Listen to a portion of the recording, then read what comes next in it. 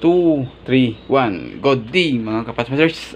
Once again, shout out sa lahat ng mga followers at mga kaibigan nating technician dito sa Cebu.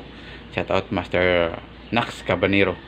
Nag-trouble tayo na isang Electrolux automatic washing machine mga kapasmasters.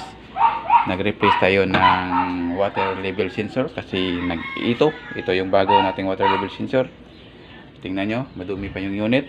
After nito, kapag gumana ng unit, general clean natin yung unit kapasmasters.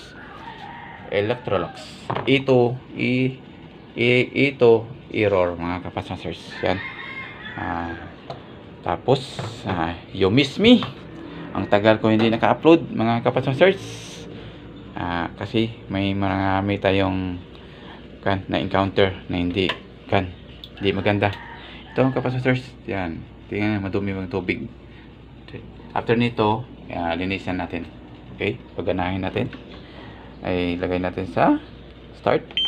Actually, naka-on na yung unit. Tingnan natin. Okay. Nagana na. Actually, i-open ko ito. Hindi pa nakakonect yung door switch.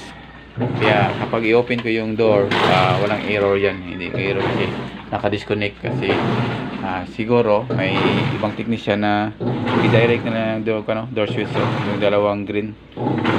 I-connect ko na yan mamaya kapasmasters.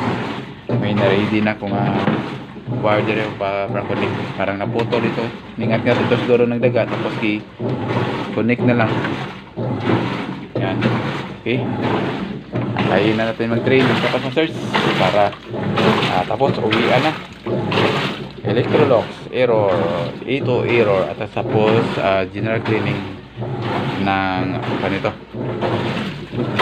Pasin na ito mga kapasmasters. Okay, yan lang kapasmasters.